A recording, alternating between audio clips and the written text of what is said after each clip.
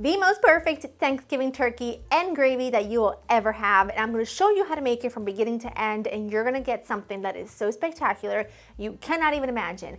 If you've been with me for a while, you know that way back when, I'm talking 2011, I believe, we made our very first Thanksgiving turkey, and it's pretty classic. It's got millions of views on it. People love it. They make it every single year, and for good reason. I mean, it really is spectacular. It's very easy, and it doesn't require any extra steps. Now, there are a few ways that you can execute a great turkey. There's a few different methods you can do.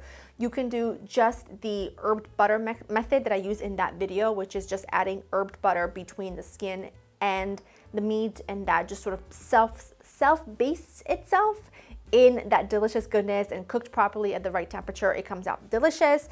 Then there's something called a wet brine, which is basically taking your whole raw turkey and placing it into a big old thing of water with like a salt solution. And all that does is it basically tenderizes your turkey over the course of 24 to 48 hours.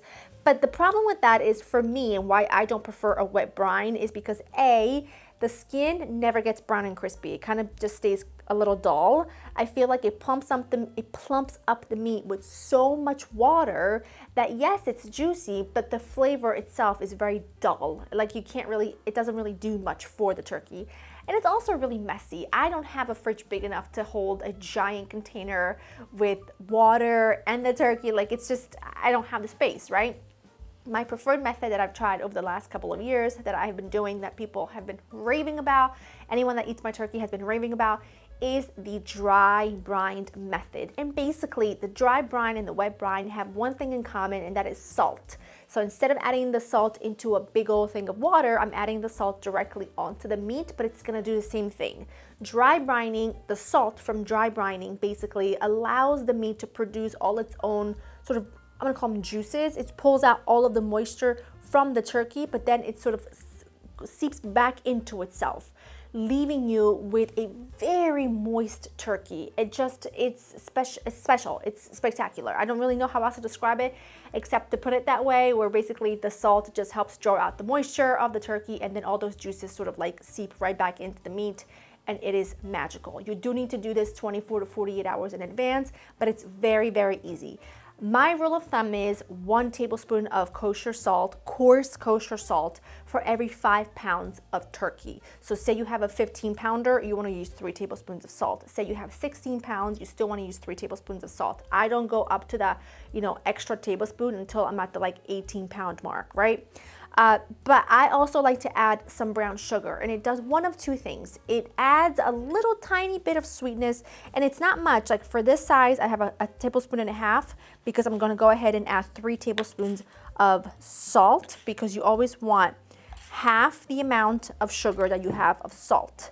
And it also helps your skin get a beautiful brown color. It looks like it belongs in a magazine, right? So once you have this together, when it comes to a dry brine, in here you can add all kinds of different herbs, all kinds of different citrus zest, but because I'm also going to introduce the flavored butter to this later on when we go to cook it, I'm not going to do that now because it's going to get its flavor there. So to this, I am going to add some cracked black pepper, and you want to mix this all together. Now, it's important that your turkey is not, and I repeat, it is not been pierced or plumped up with a salt solution, because if it has been and you're adding more salt, you're just going to end up with a really, really salty end result, and nobody wants that. So if you're going to be using a frozen turkey, which works great, make sure it's thawed, and make sure, again, it's not covered or been injected with a salt solution. You want to place your turkey on a wire rack lined baking sheet or baking pan, because as you'll see when we go to cook this, it's gonna pull out so much moisture. Make sure you pat it dry everywhere, because otherwise your salt mixture will not dry. And when you add your salt, make sure to add some in the cavity as well. Obviously you can't rub it in there, and I wouldn't expect you to, but that will sort of season things from the inside out. And then when you add it onto your turkey, make sure you really pat it in, right? A lot of it is gonna fall off, and before you ask, am I gonna really be eating all that salt? You won't. A lot of it will fall off, and then it will kind of just melt off, and encourage the turkey to do its job, but it's not gonna remain on the actual turkey, so don't fear. I'm gonna just take my time, make sure it's pretty well patted all over. Now, this is the part where your turkey is gonna need to go into the fridge completely uncovered for 24 to up to 48 hours. So you can do this on the Tuesday before Thanksgiving or the day before, or as little as 12 to 18 hours, but the longer it goes and the more you push it to that 48 hours, the better the outcome is going to be. Now, I know it's gonna sound crazy when I tell you to leave it uncovered. You're just gonna have to trust the process. It will make for the most perfect skin you've ever had. It is phenomenal. The only thing I'd encourage is that you put this at the very bottom of the rack, of the very bottom of your refrigerator, so that nothing, like you don't want any bits of the turkey or any little bit of the juices trickling down onto your other stuff in the fridge, which it won't, but say it could. I don't want it to ruin anything else in the fridge. So I always put it on my very lowest rack in the fridge, and I leave it there, and then I'm gonna show you the next step once we get there. Okay, it's been about 24 hours. She is looking a little bit dried out, but that is exactly what you want your turkey to look like. But before we touch the turkey, I want you to get everything else prepped and ready and out of the way so that you're not cross-contaminating everything around you. So you want to get your oven preheated to 350, get your roasting pan and line it with tons of aromatics. What I've got in the bottom of my roasting pan are some onions, celery, carrots, a whole head of garlic that I just sliced in half, sort of horizontally. I've got some fresh thyme. I even have an apple in here. All of this is gonna be the base for your gravy. So as the turkey cooks, it gives out all of its juices and all of that buttery, delicious, herby flavor. It's gonna get right into there, along with some wine and some chicken stock. It makes the perfect base for your turkey. I also wanna give you a tip that if you don't have a roasting pan with one of these wire racks over the top, you can just take your biggest pan, your biggest skillet, I should say, that's oven proof, and just line the bottom with your aromatics and sit your turkey on top of that. The veggies kind of act as the rack, if that makes any sense. So there's that. Now I want to work on my compound butter, my flavorful herby lemon garlic butter that's gonna get stuffed in the turkey between the skin and the meat to keep it nice and juicy. But before I do that, I'm gonna take another onion, just try to peel some of it off, and I'm just gonna cut this in half because I want, like I said, everything to be ready to stuff my turkey. That way I'm not touching anything. So I've got my onion, I'm just gonna set it in there. I'm also gonna do the same thing with an apple. The apple just gives you a little bit of sweetness. For the lemon, I'm not gonna cut that up yet because I'm gonna use the zest in my compound butter. And I'm gonna take about 1 stick of unsalted butter. It'll get in there eventually. 1 stick of unsalted butter. To this, I'm gonna add the zest of a lemon, and then I'm gonna take this lemon and cut it in half and get it ready to stuff in the turkey. Grate your garlic. I grate it because the finer, look at me, your ingredients, the easier it is for your compound butter to come together. 2 cloves is plenty, and I know you think I'm nuts, but when you grate garlic, we've talked about this a million times, it is so much stronger than when you chop it or dice it. So 2 will feel like 10. To that, you're gonna add a bit of salt. Make sure you're using unsalted butter, and you're gonna add some freshly ground black pepper. And now we're gonna talk herbs. I'm using very simple rosemary, garlic, thyme. Why? Because it's what I like. You can absolutely add some sage. Here's the thing with sage. I like sage, but you have to really like sage in order to appreciate it. And I just feel like it's so overpowering in some things that I wouldn't be able to really taste the rosemary, the lemon, the garlic if I add a lot of sage. But if you like it, add a few sprigs of sage in here. It's pretty much a fresh version of your poultry seasoning. If you're gonna add in here rosemary, parsley, thyme, sage, it is literally poultry seasoning in fresh form, which is what you want. It might not look like it's a lot of herbs, but trust me, when you're cooking this low and slow, it is going to definitely infuse your turkey with all that wonderful aroma. And also we're using sort of hardy herbs. Like rosemary is extremely hardy. It's wildly assertive. Thyme is the same. It's small, right? Thyme is tiny, but very, very powerful. Add that in there. Make sure your butter is at room temperature, not too soft, otherwise it just becomes really difficult to work with. And now just using a spoon or a spatula, mix it all together.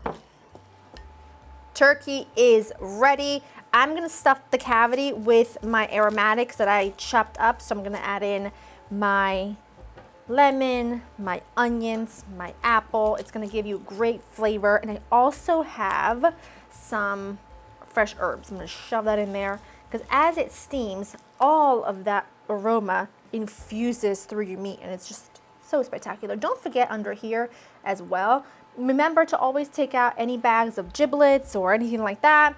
Take that all out. Can I fit this in there? Yeah, I can fit it in there. Look how plump and beautiful. Now, move this out of the way. You can see that I tucked in the wings. I tucked them under. This is so that you get really even cooking. And I also want to show you all of the liquid that came out. Now, the longer this sits, if I let this sit for another day, there would even be more liquid. Don't add this liquid to your roasting pan that you're roasting everything in, because that's going to be salty. That's going to be intensely salty, and we don't want that, and we don't really need that. So I'm going to now carefully, if I can do this carefully, move my turkey to my rack. I mean, it's really a thing of beauty if you ask me. And at this point, don't touch anything else that you don't want that's gonna get contaminated. Like, I'm not touching my salt, I'm not touching my pepper, I'm not touching anything. I am not resalting or repeppering the skin. You don't need to. You just need to take your clean hands and very carefully, I know this is really hard to show you properly, I'll try and go sideways, but you're gonna loosen up the skin. It's not the most attractive thing in the world, I know, but guess what? We're all adults here. You want good turkey? This is the price you pay. You're gonna loosen up that skin on both sides because you're gonna need to make those pockets of space for the butter to go in. So just take your fingers, move them around like that. Try not to pierce the skin and go all the way around. And back here, I'll just take it from this side. So I'll just go back here. I may take a spoon to help me, but you really don't need it if you're just careful. Take your butter. It's actually better if you start with a smaller amount. And then just stuff it in there. You're gonna have to do the best you can.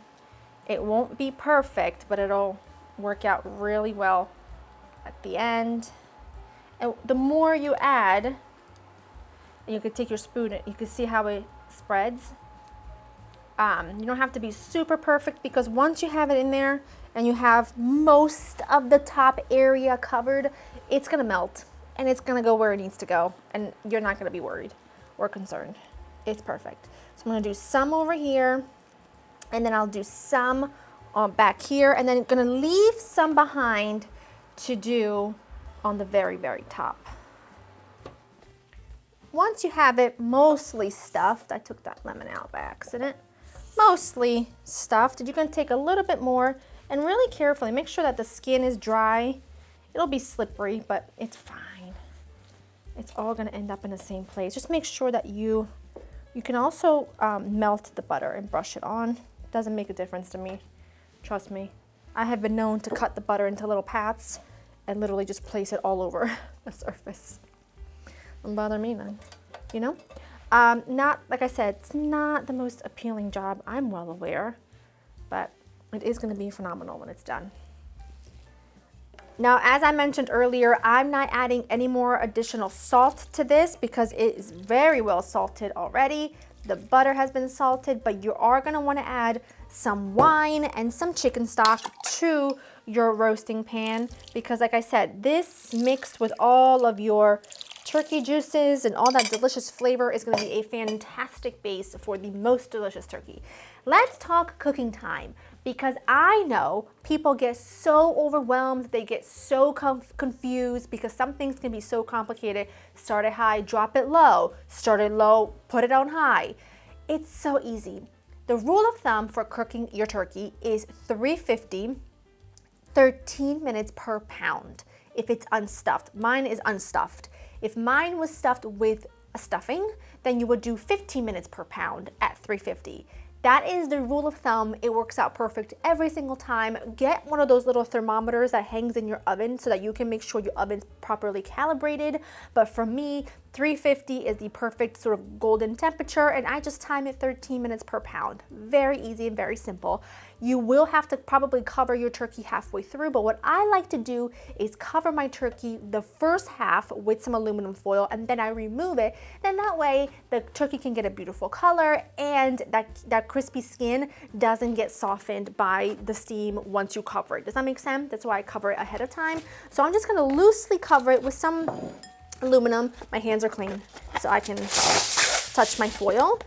Loosely cover, and it also gives the steam, that gives it a chance for that steam to sort of start creating that magical, moist, yummy goodness that you are going to love. So pop that on there like so, just right onto the turkey itself. And again, at this time, you're gonna pop it in there and get your timer going. Do the calculation, 13 minutes per pound, X amount of pounds that your turkey weighs, and you'll be golden every time. Look at how gorgeous that turkey is. It cooked to absolute perfection. I mean, it is just a showstopper if you ask me. It is time to make the gravy. This is all the juices from the bottom of this roasting pan. So remember we had all those aromatics? Well, look at all those gorgeously deep, beautiful juices. This is a mixture of the wine, the chicken stock, and the drippings from the turkey. Now I put it through a fat separator because I don't want to add all of that fat to the gravy. I did halfway through the roasting process add another cup or so of chicken stock because it was reducing a little bit too quickly for me. And now I'm gonna go ahead and separate the juices from the fat because I'm gonna use some of that fat to make my roux that thickens the gravy, but I just don't want all of it. So I just pop it through a fat separator. Yeah, see, that's all fat. I don't want all of that. And look at those beautiful juices. It's just incredible. I'm gonna add a couple tablespoons of that to it. You're gonna add some flour, and you're just gonna cook that together for about a minute or so. Remember, this is roux, so instead of butter, we're just using the natural fat from the pan, right? And it's just so delicious. If you need more gravy, then go ahead and add more stock. Totally up to you. I'm just gonna go ahead and just simmer this until it thickens. It doesn't need anything else except for maybe taste it for seasoning, like it may need a bit more pepper, it may need a bit more salt. It shouldn't, but you know, that's what you're here for. You're here to taste test as you go. And then everything is ready. I'm not gonna carve it right now simply because I gotta take pictures for you for the thumbnail and all of that.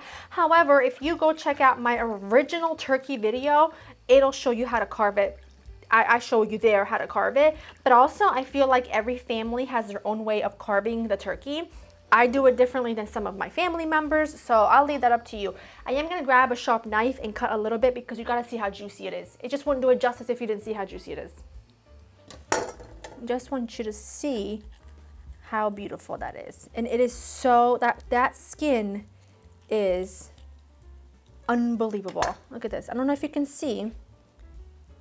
You see those juices? Ah, it's hot. That's all of the herbs and the lemon zest and all of that beautiful yumminess that we put under that skin. But if I pinch it with my fingers, look at this. It's just like, I'm mashing this up, but whatever.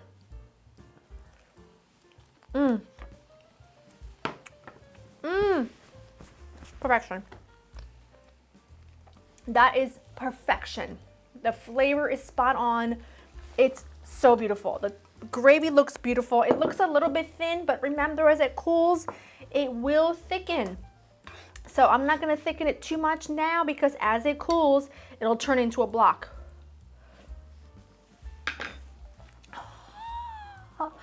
That is divine and delicious, and I would eat that by itself like a soup, okay? Tell me you've ever seen a gravy that beautiful. And again, it looks thin, but it will thicken as it sets. You just have to trust the process because you're not serving it piping hot. And that's what always happens. That's what always happens. It just cools as it It thickens as it cools. It's heavenly. Perfection on every level. Go to laurainthekitchen.com for the written full recipe, instructions, tips, tricks, whatever. It's perfection. I hope you enjoy spending time with me, and I will see you in the next one. Bye-bye.